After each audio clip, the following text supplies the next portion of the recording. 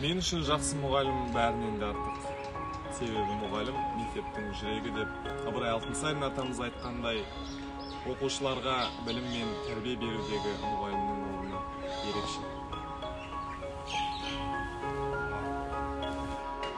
Мен Айдар Медет Мақсатұлы педагогикалық еңбек жолымды ауданымыздағы қасиетті Қара Шаңырақ 90 жылдық тарихы бар Ыбырай Алтынсарин атындағы орта мектебінен бастадым. Қазіргі таңда химия пәнінің мұғалімі және педагог ұйымдастырушы қызметін атқарып келемін. Бұл мектеп білім мен тәрбиенің озық үлгісін көрсетіп, ауданымыздың мақтанышына айналған білім ордасы. Ахмет Байтұрсынов атамыз айтқандай, мектептің жаны мұғалім. Мұғалім қандай болса, мектеп сондай болмақ.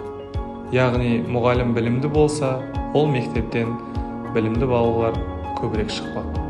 Солай болған соң, ең әуелі мектепке керегі білімді педагогика, методикадан хабардар, жақсы оқыта білетін мұғалім. Бұл мектептің ұстаздары талантты шәкірттерді қажымай талмай білім нәрімен сусындатып келе жатыр. Сондай-ақ мен секілді жас мамандарға жетік методика мен кең мүмкіншіліктерді ұсынады. Қазір заман талабына сай жан-жақты зерделі, зейінді, озық ойлы, білімді ұрпақты тәрбиелеу білім беру жүйесіндегі ең маңызды мәселе. Сондай-ақ, бұл ордада салауатты өмір салтын ұстану үшін бар жағдайлар жасалған. Және де мен спорттық жарыстарда мектептің намысы үшін әрдайым соңғы терімді төкпекпін.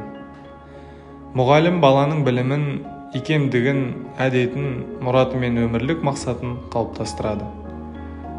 Қорыта айтқанда, әрбір адам өз кәсібін, мамандығын сүюі керек. Сонда ғана белгілі бір мақсатқа жете аламыз. Осы күнге дейін алған білімімді, тәжірибемді мектебіме ендіремін және өндіремін. Себебі бұл жүрегімнің